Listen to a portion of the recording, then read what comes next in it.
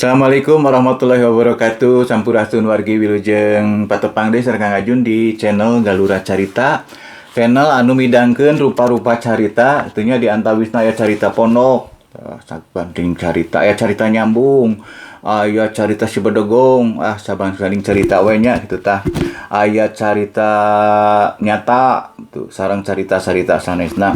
Oke, anu aya carita anu ngandung latar tukang sajarah. Itunya di antawisna anu bade kapidangkeun ayeuna nyaeta ngeunaan carita Sumur Tujuh itunya anu perenahna di Desa Manis Kidul, Kecamatan Jalaksana, Kabupaten Kuningan, Jawa Barat.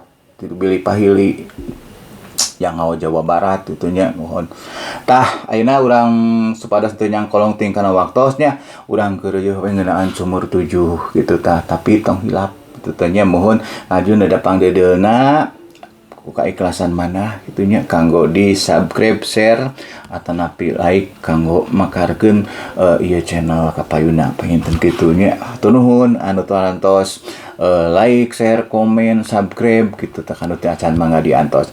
Mangga urang kawitan bae gitu tah bilih nyang kolong ting kana waktos. Nyata tadi disebutkeun Sumur Tujuh tangtos anu keresep gitunya, resep anu biasa ziarah ke tempat-tempat karamat tangtu di antarana aya anu parantos apal gitunya anu disebat Sumur Tujuh teh tah. Sumur Tujuh Cibulan teh tah nyaeta perenahna di Desa Manis Kidul, Kecamatan Jalaksana, Kabupaten Kuningan, sakumaha tadi disebat gitunya tah.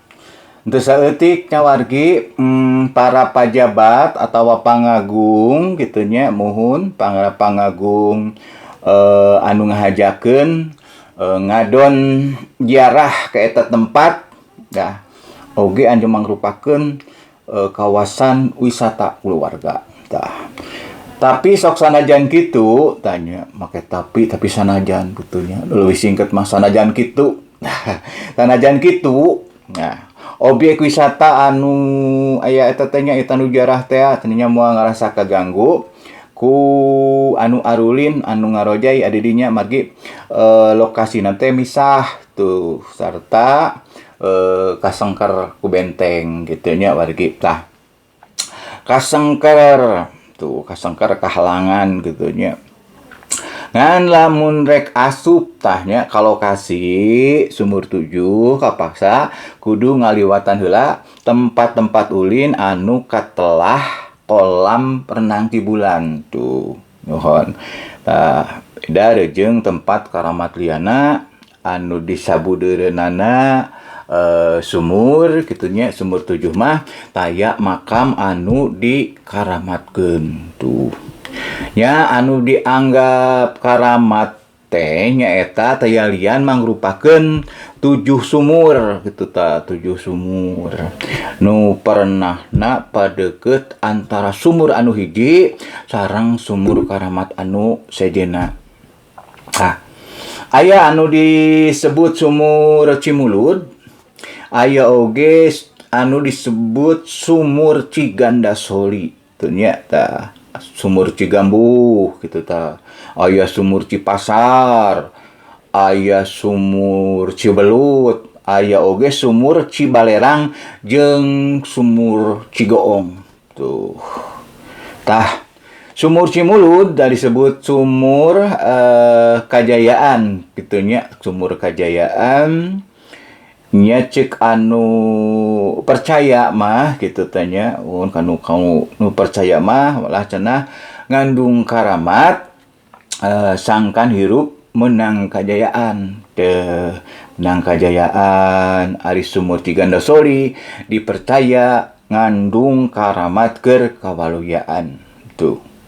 Kawaluyaan aya oge Sumur Cigambuh mah keur kapangkatan tunya.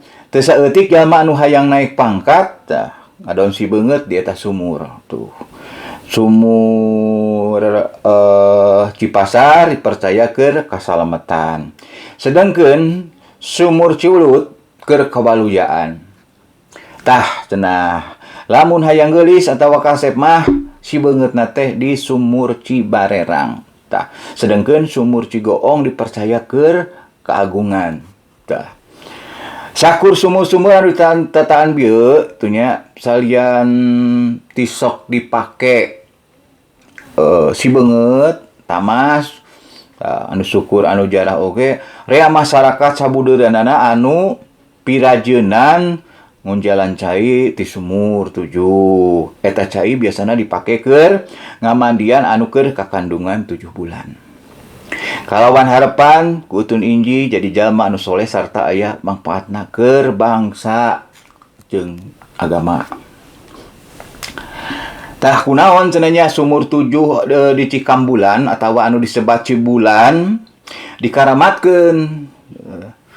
Nurutkeun sababaraha sumber tuh sumur 7 teh raket pakaitna jeung sajarah Sri Baduga Maharaja Niskala Wastu Kancana.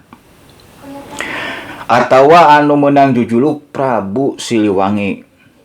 Salian ti eta, Cikambulan jadi tempat dumukna Resi Guru Makandria, uyutna Prabu Siliwangi.